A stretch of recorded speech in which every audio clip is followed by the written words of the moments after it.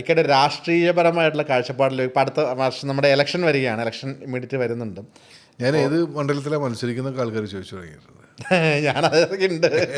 ഇത്തവണ ഒരുപാട് സെലിബ്രിറ്റി മത്സരാർത്ഥികളെ ഇറക്കി കളം പിടിക്കാനുള്ള ശ്രമമാണ് ഇരു പാർട്ടിക്കാരും, അല്ല 3 പാർട്ടിക്കാരും എന്നാണ് മൊത്തത്തിൽ പലരുടെയും പേരുകൾ ഉയർന്നു കേൾക്കുന്നുണ്ട്. എൻ്റെ പേര് കേട്ടിട്ടില്ല. എന്തൊക്കെയാണ്? ഇല്ല, ഇത് കേട്ടില്ല. പക്ഷെ എന്നാലും മത്സരിക്കാൻ സാധ്യതയുണ്ട്. കാരണം തീവ്രമായ ഇടതുപക്ഷ അനുഭാവമുള്ള ഒരു വ്യക്തിയാണ് ഷാദ്. എനിക്ക് വളരെ പേഴ്സണലി അറിയാം. എങ്ങനെയാണ് സാധ്യതകൾ? തുടർഭരണം അല്ലെങ്കിൽ ഒരു സ്റ്റാർ കാൻഡിഡേറ്റ് എന്നുള്ള രീതിയിൽ നമുക്ക് പ്രതീക്ഷിക്കാമോ? ഞാൻ എന്തായാലും മത്സരിക്കാനൊന്നുമില്ല.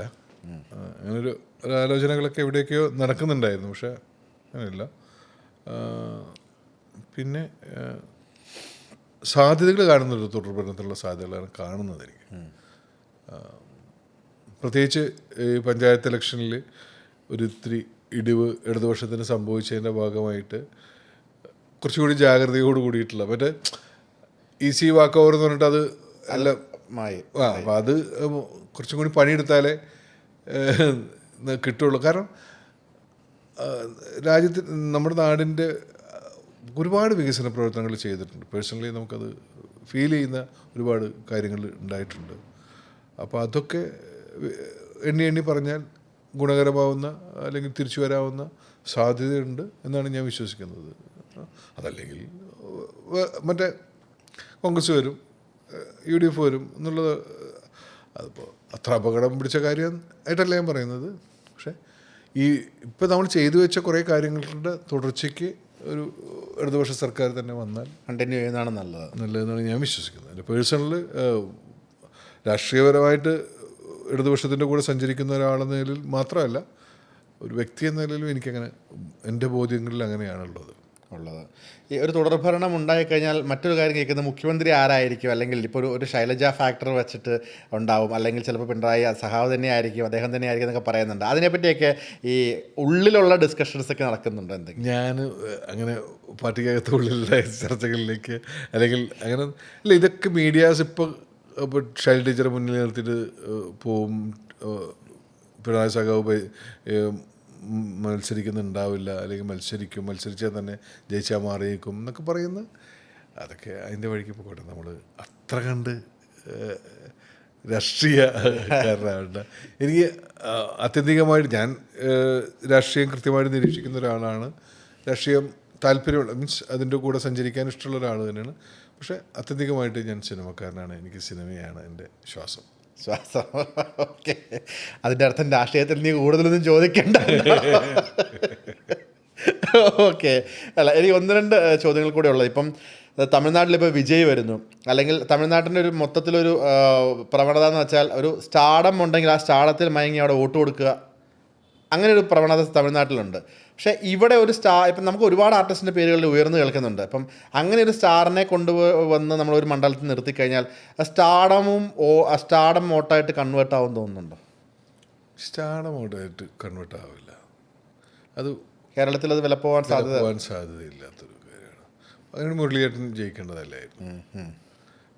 ഒരു അപവാദമായിട്ട് സുരേഷ് ഏട്ടൻ ജയിച്ചതിന് അത് വേറെ ഒരുപാട് ഫാക്ടറി ഉണ്ട്. ഒരുപാട് ഫാക്ടറി, സ്റ്റാർഡം മാത്രമല്ല. ഇപ്പോൾ തൃപ്പൂണിത്തുറ പിഷാരടി മത്സരിക്കുന്നു എന്നുള്ള വാർത്തകൾ വരുന്നു.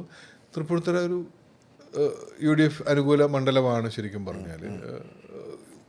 പിഷാരടി വന്നു കഴിഞ്ഞാൽ ഓണം ഉണ്ടാവും. അതെ, ഒന്നിൻ്റെ കൂടെ തള്ളലെന്ന് പറയുന്ന പോലെ. അല്ലാതെ ഇപ്പം ഞാൻ പറയാം, മട്ടന്നൂർ കൊണ്ടുപോയിട്ട് പിഷാരടി നിർത്തി ജയിക്കാൻ പറ്റും? സ്റ്റാർഡം ഇവിടെ അംഗീകരിക്കുക എന്നുള്ളത് എളുപ്പമല്ല. സാധ്യത വളരെ കുറവാണ്. തമിഴ്നാട് പോലെ അല്ല, നമ്മൾ ഭയങ്കര പൊളിറ്റിക്കലൊക്കെ തന്നെയാണ് ആ കാര്യത്തിലൊക്കെ. ഈ തദ്ദേശ സ്വയംഭരണ തെരഞ്ഞെടുപ്പിൽ ഇറങ്ങി പ്രവർത്തിച്ചിട്ടുണ്ടായിരുന്നു അതിനെ? ഇല്ല, ഞാൻ ബോധപൂർവ്വം ഞാൻ ഇറങ്ങില്ല എന്ന് പറഞ്ഞു. കാരണം അത് ഇറങ്ങിയാൽ കാരണം എത്ര പഞ്ചായത്തുണ്ട്? 1900 പഞ്ചായത്ത്, മുനിസിപ്പാലിറ്റി, കോർപ്പറേഷൻ, ബ്ലോക്ക്, ജില്ലാ പഞ്ചായത്ത് എന്നൊക്കെ പറഞ്ഞിട്ട് ഇങ്ങനെ ഇറങ്ങിയാലേ ബ്ലോക്ക് അത് ഓരോ വാർഡിൽ വേണ്ടിയിട്ട് പോയി തുടങ്ങിയാൽ പിന്നെ നമ്മൾ ഞാൻ പറയും ഞാനില്ല.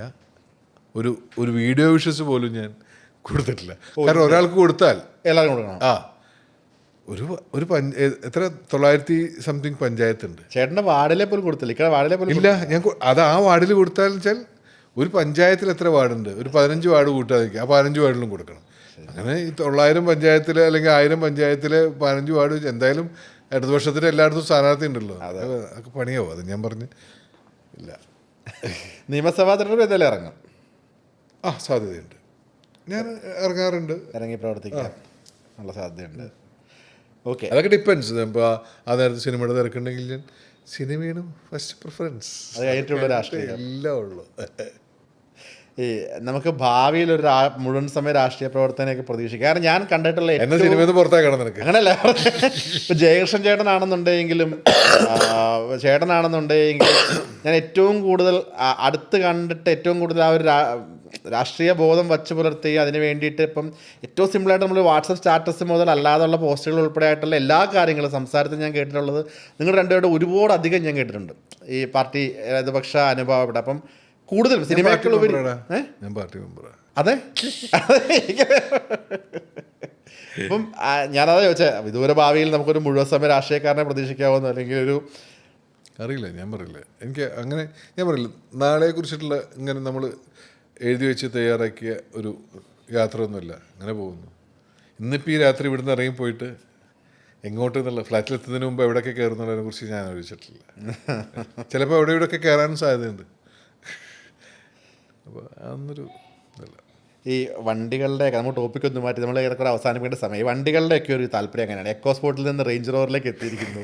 അതിൻ്റെ ജീപ്പ് കയറിയിട്ടുണ്ടായിരുന്നു. ജീപ്പ് ഉണ്ടായിരുന്നു. സോറി, അത് ഞാൻ വിട്ടുപോയി. Eco sport, jeep, range rover. Jeep ഇപ്പം കൊടുത്തോ? ജീപ്പ് കൊടുത്തിട്ടാണ് റേഞ്ച് റോവർ കിട്ടിയപ്പോൾ അങ്ങനെ മേടിച്ചു. ഞാൻ പറയില്ല, എനിക്ക് ചെറിയ ഇഷ്ടങ്ങളൊക്കെ ഉണ്ട്. ആ ഇഷ്ടങ്ങളിലൂടെ ഇങ്ങനെ നമുക്ക് നടപ്പിലാക്കാൻ പറ്റുമെന്ന് തോന്നുന്നത് അത്രേ ഉള്ളൂ. അല്ലാതെ വലിയ നാളെ ഡിഫൻഡർ എടുത്തിട്ട് 1.5 കോടി അല്ലെങ്കിൽ 3 കോടി ചിലവാക്കിയിട്ട് അതൊന്നും ഞാൻ ആലോചിക്കുക പോലുമില്ല. ഇതിങ്ങനെ ഒരു കയ്യിൽ എത്താവുന്ന. പിന്നെ എന്നെ തന്നെ ഒന്ന് പുതുക്കണം എന്ന് എനിക്ക് തോന്നി. ജീപ്പ് 5 വർഷം കഴിഞ്ഞു. പിന്നെ ഒന്ന് അപ്ഗ്രേഡ് ചെയ്യണ്ടേ സ്വയം. എല്ലാം എന്നെ മാത്രമല്ല, വണ്ടി അപ്ഗ്രേഡ് ചെയ്യണം, ഫ്ലാറ്റ് ഇപ്പോൾ പറഞ്ഞ പോലെ ഫ്ലാറ്റ് അപ്ഗ്രേഡ് ചെയ്യണം. ഞാനതൊക്കെ ഇങ്ങനെ ഞാൻ ആലോചിക്കാം. അപ്പം ഞാൻ പക്ഷേ കൈവിട്ട കളിക്കില്ല. എനിക്ക് കൊക്കിലൊതുങ്ങുമെന്നും തോന്നുന്ന കാര്യങ്ങളിലൂടെ ഞാൻ യാത്ര ചെയ്യും. ഇതുവരെ അങ്ങനെയാണ് ചെയ്തിട്ടുള്ളത്. ആകെ ഞാൻ കൈവിട്ട കളിച്ചിട്ടുള്ളത് സിനിമയ്ക്ക് വേണ്ടി. അത് കളിക്കുന്നുണ്ട് ഇവിടെ. അതിൻ്റെ കൂടെ വേറെയും കളിക്കേണ്ട വിചാരിച്ചിട്ടാ. അത് ട്രിപ്പീസാണ് ശരിക്കും പറഞ്ഞു കഴിഞ്ഞാൽ. ഒരു താഴെ വീടില്ല, കറക്റ്റ് എത്തി. അങ്ങനെ പോകണ്ടേ. അതെ അതെ അതെ അതെ. ഇപ്പം തൃശ്ശൂർ വീടുണ്ട്, സ്ഥലങ്ങളുണ്ട്, ഇവിടെ ഫ്ലാറ്റുണ്ട്. അപ്പം എനിക്ക് ഇപ്പം അതല്ല ഈ എനിക്ക് മനസ്സിലായിട്ടുള്ള അല്ലെങ്കിൽ ഞാൻ സംസാരിക്കുമ്പോഴൊക്കെ എനിക്ക് ഫീൽ ചെയ്തിട്ടുള്ള ഒരു എപ്പോഴും at the end of the day നാട്ടിൽ പോയി ഒരു ഗ്രാമം എൻജോയ് ചെയ്യാൻ ആഗ്രഹിക്കുന്ന ഒരു മനസ്സുള്ള വ്യക്തിയാണോ ഷാദിഖ്? അതോ ടൗണിൽ തന്നെ? ഞാൻ കഴിഞ്ഞ ആഴ്ച തറവാട്ടിൽ പോയപ്പോഴേ എൻ്റെ വീട് കേച്ചിട്ടില്ല. അതെ. അപ്പോൾ അവിടെ തറവാടൊക്കെ പൊളിച്ചപ്പോൾ ചേട്ടൻ്റെ വീട്ടിലൊക്കെ ഇടയ്ക്ക് പോയി. അപ്പോൾ ഞാനെന്നിട്ട് ഉറങ്ങുമ്പോൾ പറഞ്ഞൊരു കാര്യമുണ്ട്. ഉറങ്ങുമ്പോൾ രാവിലെ എഴുന്നേറ്റ് ഞാൻ ചേച്ചിയോട് പറഞ്ഞു, ഞങ്ങളുടെ റോഡ് ഇപ്പോൾ ഭയങ്കര വീട് നിൽക്കുന്ന ഏരിയ ഒരു പട്ടിക്കര എന്ന് പറയുന്നൊരു ഗ്രാമപ്രദേശമായിരുന്നു. എനിക്ക് അത് ഭയങ്കര ഇഷ്ടമുള്ളൊരു സ്ഥലമാണ്. തൃശ്ശൂർ പാലക്കാട് ബോർഡറാണോ? അല്ലല്ല, ഇത് ഗുരുവായൂരിനടുത്തുള്ള ഗുരുവായൂരടുത്താണ്, കുന്നംകുളത്തിനൊക്കെ അടുത്ത്. ഇതിപ്പോൾ നമ്മൾ കേച്ചേരി എന്ന് പറഞ്ഞാൽ കട്ട് ചെയ്തിട്ട് ഗുരുവായൂർ മറ്റേ കോഴിക്കോടൊക്കെ ഒരു ബൈപ്പാസ് ഉണ്ട്. ആ റോഡ് ഭയങ്കര രസമുള്ള റോഡാണ്. ഇപ്പം 2 സൈഡിലും വയലൊക്കെ ആയിട്ടുള്ള ഒരുപാട് രസമുള്ള വലിയ വീതിയുള്ള റോഡാണ്. PWD റോഡാണ്. അപ്പോൾ ഈ സർക്കാർ വന്ന ശേഷം ഉണ്ടാക്കിയൊരു റോഡ് നേരത്തെ ഉണ്ടായിരുന്നു. പക്ഷെ ഇപ്പോൾ മനോഹരമായ റോഡാണ്. ഇപ്പം എന്ന് വെച്ചാൽ അവിടെ കിടന്നാൽ ഉറങ്ങാൻ പറ്റാണ്ട് രാത്രിയും പകലും ഇങ്ങനെ വണ്ടികൾ.